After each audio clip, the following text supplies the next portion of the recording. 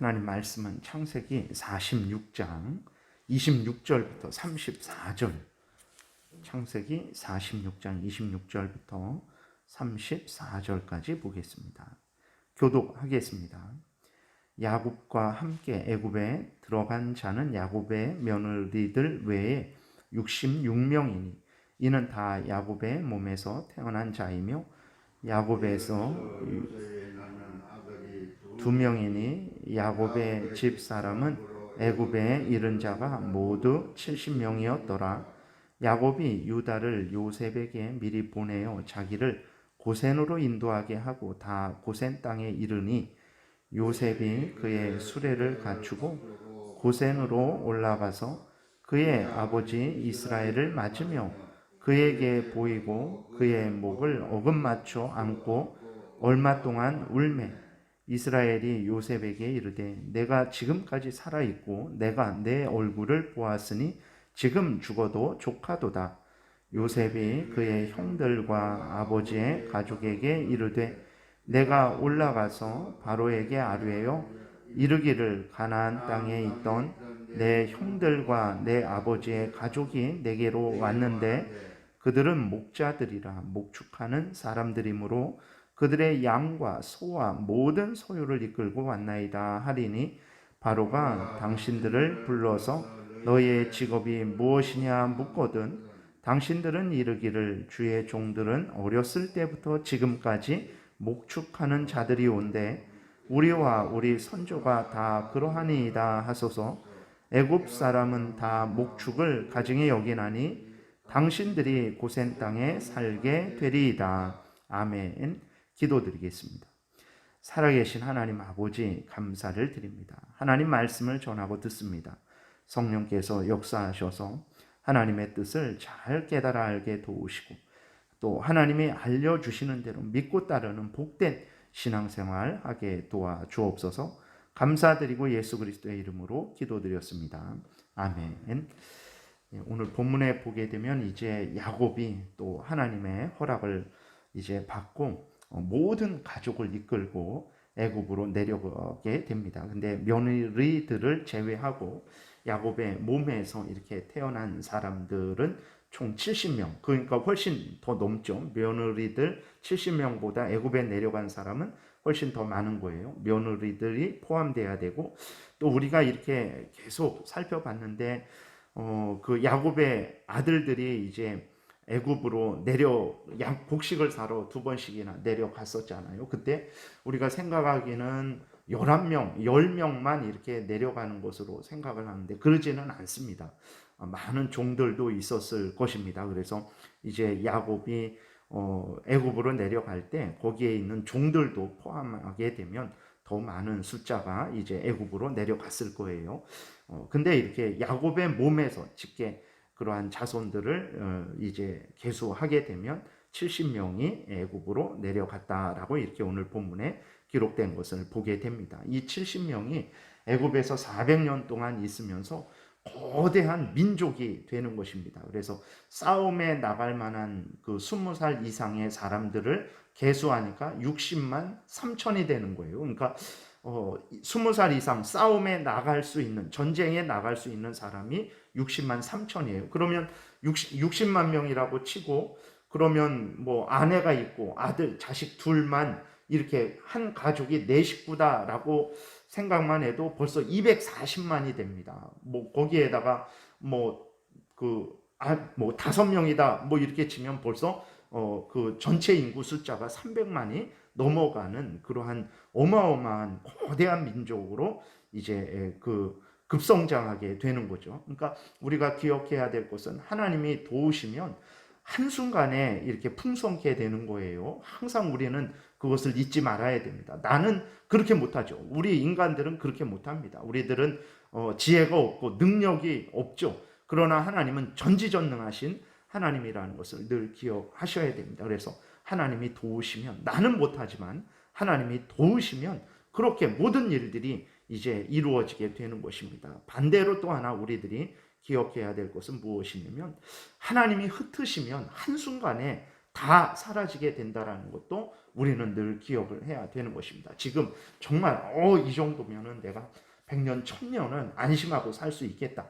하나님이 건강을 주시지 않으면 창고에 100년, 1000년 먹고 살 물질과 곡식이 쌓여 있어도 그것을 내가 하나도 먹지 못하고 먹어도 맛있는 것을 모르고 그 물질을 하나도 사용할 수 없다라는 것을 기억해야 되고, 또 하나님이 흩으시면 그 창고에 있는 100년, 1000년 먹고 마실 수 있는 모든 것들이 다 한순간에 사라지게 된다라는 것도 우리가 기억을 해야 됩니다. 그래서 우리 인간들의 생사화복은 우리들에게 달린 게 아닙니다. 그렇다고 뭐 놀고 먹어도 된다 이런 게 아니라 우리들은 우리들대로 일을 하죠. 그러나 우리는 땅에서 있는 인간들이죠. 무지하고 무능한 인간들입니다. 그럼에도 불구하고 우리는 열심히 내가 할 수 있는 일을 하고 저축을 하고 열심히 그렇게 삶을 살아야 돼요.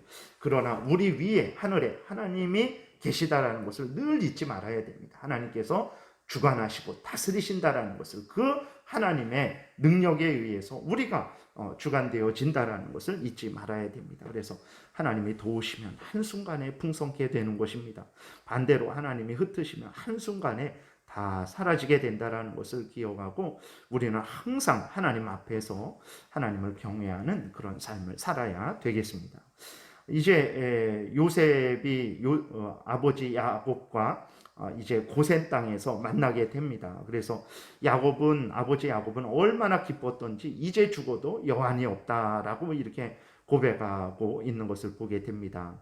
그 다음에 이제 요셉은 바로 왕에게 아버지와 형들을 소개하는데 목축하는 자들이다라고 이렇게 소개를 해요. 근데 우리가 오늘 본문에서 읽었듯이 목축하는 자들을 애굽 사람들은 멸시했습니다. 천박한 우리 나라 역사 가운데에서도 백정들을 아주 천박하게 대했듯이 애굽 사람들도 목축하는 사람들을 멸시했어요. 근데 왜 이렇게 멸시를 받을 것을 알면서도 요셉이 그 애굽 바로 왕에게, 애굽 사람들에게 목축하는 가족들이라고 이렇게 소개를 했냐면, 그렇게 함으로 인해서 비옥한 땅을 이제 소유할 수 있었기 때문에 그렇습니다. 그래서 목축을 하게 되니까 당연히 땅이 좀 비옥한 곳에 자리를 잡아야 되는 거죠. 그러니까 이제 애굽 왕 바로도 고센 땅에 거하는 것을 허락을 하게 됩니다. 근데 이렇게 그 애굽 사람들은 이스라엘 사람들이 목축하는 것 때문에 상당히 이렇게 멸시를 했죠. 조롱하고 참 천하게 봤습니다. 근데 이것이 이스라엘 백성들에게는 또 한없는 유익이 됐어요. 먼저는 고센 땅, 비옥한 땅에 정착할 수 있는 그러한 이유가 됐고, 두 번째로는 이렇게 애굽 사람들로부터 멸시를 받고 따돌림을 받아서 따로 이제 그 애굽 사람들하고 섞여 살지 않았거든요. 따로 살았습니다. 그러니까 이스라엘 백성이 왔는데 서울에 몇 명, 부산에 몇 명, 이런 식으로 흩어지지 않고 함께 고센 땅에 모여 삶으로 인해서 그들은 이스라엘 민족의 그 고유성을 그들은 유지할 수 있었던 거예요. 그래서 멸시를 받고 조롱을 받았지만 좋은 땅에 살 수 있었고, 그 좋은 땅에 모여서 살면서 애굽 사람들하고 통혼하지 않았죠. 그렇게 되니까 이스라엘 민족의 고유성을 그들은 지킬 수 있었고, 또 이스라엘 사람들이 고센 땅에 자기들끼리만 모여 살면서 하나님을 마음껏 예배할 수 있게 되었다라는 것도 우리가 기억을 해야 됩니다. 만약에 이스라엘 백성들이 그 애굽 온 땅에 흩어져 살았다면 정말 서울에, 강원도에, 전라도에, 충청도에 이런 식으로 해서 많이 흩어져서 살았다면 그들 이스라엘 백성들은 아마 애굽 사람들에게 흡수되었을 것입니다. 그들 이스라엘의 고유성을, 하나님을 섬기는 그 고유성을, 민족적인 고유성을 그들은 유지하지 못했을 거예요. 그러나 이제 비록 애굽 사람들로부터 멸시를 받고 소외를 당했지만 오히려 하나님께서는 그것을 사용하셔서 이스라엘 민족의 고유성을 유지하게 하시고 하나님을 마음껏 예배할 수 있도록 해주셨던 것을 오늘 우리가 그 이후의 성경을 통해서 확인하게 되는 거죠. 그렇기 때문에 오늘날 우리들도 마찬가지입니다. 여러 가지 이유로 우리들이 이제 그리스도인 전체가 아니면 개인이 어떤 어려움을 당할 수도 있습니다. 차별을 당하고 멸시를 당할 수도 있어요. 이러한 일에 대해서는 이제 우리가 합법적으로 저항을 할 수 있는 길이 있다면 얼마든지 우리는 합법적으로 저항을 할 수 있습니다. 근데 그 합법적으로 저항을 해도 안 될 때도 있고 또 저항을 할 수가 없는 때도 있어요. 그럴 때 우리 그리스도인들은 너무 실망하고 절망하고 또 너무 분해할 필요가 없습니다. 왜 그렇습니까?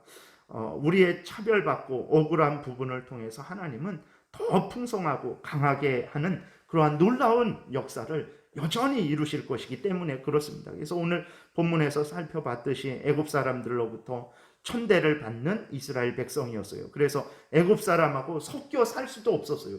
그 애굽 사람들이 섞여 살려고 하지도 않았어요. 저런 천한 사람들, 너희들끼리 살아라 하고 애굽 사람들은 이스라엘 사람들을 무시했죠. 그러나 앞에서 말씀드린 대로 그것이 이스라엘 사람들에게는 복이 되었다라는 것을 우리가 기억하는 것처럼 우리들도 이 땅에서 여러 가지 어려움을 당할 수 있습니다. 그런데 살아계신 하나님이 계십니다. 우리만 있는 게 아니에요. 살아계신 하나님이 계셔서 그 어려움 당하는 것을 통해서 하나님이 이제 은혜의 역사를 이루시는 거죠. 우리가 뭐 교회 전체가 아니면 그리스도인들이 그러한 차별을 받을 때 당연히 법적으로 우리가 사용할 수 있는 그런 것들은 얼마든지 사용해도 됩니다. 뭐 사용 안 해야 된다만 옳은 것은 아니에요. 그러나 그렇게 할 때 우리가 너무 분해하고 원통해하고 뭐 그렇게 그런 미워하는 증오하는 마음으로 그렇게 해서는 안 돼요. 하나님께서 우리에게 은혜를 내려 주실 것이기 때문입니다. 그리스도인들이 세상에 대해 이제 세상으로부터 그러한 차별과 멸시를 당하게 될 때 그리스도인들이 이제 세상에 대한 미련을 버리게 되는 거죠. 세상이 이렇구나. 하나님이 성경에서 말씀을 하셨는데 그래도 혹시 세상에 뭔가 있지 않을까라고 기대했던 기대들이 다 무너지게 되는 거죠. 그래서 이제 세상에 대해서 미련을 버리게 됩니다. 그것은 뭐 일 안 하겠다. 뭐 이 세상은 염세주의적으로 해서 뭐 그런 차원이 아니고 정말 이 세상은 정말 내가 잠깐 살다가 가야 되는 그러한 나그네로서의 세상이구나. 잠시 임시적인 세상이구나. 이러한 올바른 깨달음을 얻게 되는 거예요. 그래서 세상에 대한 미련을 버리게 됩니다. 그리고 또 어렵고 힘드니까 어떻게 됩니까? 하나님을 더 의지하게 되는 거예요. 그리스도인들은 참으로 희한한 것은 어렵고 힘들면 하나님을 더 의지하는 그러한 참 간절함이 생기게 되는 거죠. 그래서 세상으로부터 여러 어려움을 당할 때 정말 누가 우리를 도울까? 누가 나를 도울까? 살아계신 하나님밖에 없구나라는 것을 우리가 깨달아 알게 되고 하나님을 더 의지하게 하시는 거죠. 그리고 그리스도인들끼리 참 우리 서로 함께 하는 그리스도인들끼리 서로 참된 위로와 또 그러한 나눔을 할 수 있는 것이고 나아가서 우리는 정말 더 천국을 사모하게 되게 되는 거죠. 그러니까 우리들이 이 땅에서 어려움을 당하는 것이 그렇게 나쁜 것만은 아니에요. 물론 힘들고 어려운 일이고 우리는 다른 사람을 차별하지 말아야 됩니다. 그렇다고 뭐 이렇게 동성애나 이런 것도 죄가 아니다. 그래서는 안 되겠지만 우리는 어쨌든 다른 사람들을 사랑하고 이렇게 돕는 삶을 마땅히 살아야 되는데 그리스도인들이 이 땅에서 어려움을 당할 때 그것 때문에 너무 낙심하지 않아도 되는 것은 하나님은 그러한 것들을 통해서도 우리에게 복이 되도록 역사하실 것이기 때문에 그렇습니다. 그리스도인들에게는 세상적으로 좋은 것만 유익이 되는 것이 아닙니다. 세상적으로 나쁜 것도 우리에게 유익이 되게 됩니다. 왜 그러냐면 하나님이 함께 계셔서 그것을 선으로 만들어 주시기 때문에 그렇습니다. 그래서 그리스도인들에게는 이런 상황, 저런 상황은 크게 문제가 되지 않는 거예요. 사실 인간적으로는 큰 문제죠. 그 사람이 오늘날 뭐 우리나라에 집이 있는지 아니면 집이 없는지 그거는 너무나 큰 문제입니다. 그러나 정말 길게 봤을 때 아무런 문제 없습니다. 집이 있다고 해서 뭐 전체적으로 하나님 앞에서의 인생을 봤을 때 뭐 그가 집이 없는 사람보다 뭐 셀 수 없는 큰 복을 받은 것이냐 그러지 않습니다. 그 다음에 집이 없다고 해서 그 사람이 집 있는 사람보다 정말 하나도 복받지 못한 불행한 삶을 산 것이냐 그것도 아닙니다. 있으나 없으나 우리는 다 하나님 앞에서 각자가 정말 누려야 될 그러한 분복들을 하나님이 다 우리에게 주시는 것이라는 것을 우리가 분명히 기억해야 됩니다. 그래서 모두가 열심히 노력을 하고 부유해지기를 위해서 또 애쓰고 힘쓰는 거 잘못된 거 아니죠. 그러나 그렇게 했을 때 결과가 이렇고 저렇고 그러한 거 차이가 날지라도 그것 때문에 너무 우리가 실망할 필요 없습니다. 애굽인들의 조롱과 멸시가 오히려 이스라엘에게 유익이 된 것처럼 하나님이 오늘도 모든 상황 속에서 우리를 유익하게 만드실 것이기 때문에 그렇습니다. 그러므로 오늘 우리는 어떤 삶을 살아가야 되겠습니까? 하나님을 더 사랑하고 의지해야 됩니다. 이것이 우리의 본분이에요. 하나님이 불러주신 가정에서, 직장에서, 교회에서 하나님이 맡겨주신 일들을 감사함으로 기쁨으로 감당하면 되는 것입니다. 어려움이 있습니까? 뭐 차별이 있습니까? 부족한 것이 있습니까? 하나님께 기도해서 그것들을 체험받고 그것들을 공급받아서 또 우리가 하나님의 은혜로 그 어려운 상황을 잘 이겨 나가면 되는 것입니다. 오늘도 살아계신 하나님을 의지해서 참 우리의 인생길이 사망의 음침한 골짜기를 걷는 것과 같은 아주 힘들고 어렵고 참 외롭고 그러한 고난의 인생길이지만 하나님이 계십니다. 그래서 이 어려운 인생길을 하나님이 복되게 우리에게 유익되게 만들어 가십니다. 그래서 두려워하지 마시고 열심히 하나님을 향하여 천국을 향하여 걸어 나가시는 여러분들 되시기를 바랍니다. 기도드리겠습니다. 살아계신 하나님 아버지 감사합니다. 참으로 감사를 드립니다. 우리들은 나쁜 것을 좋게 만들 수 없습니다. 그러나 살아계신 하나님은 전지전능하셔서 그 어떤 나쁜 것일지라도 해로운 것일지라도 살아계신 하나님께서는 역사하셔서 우리에게 복이 되게 하시고 유익이 되게 하시니 진정 감사를 드립니다.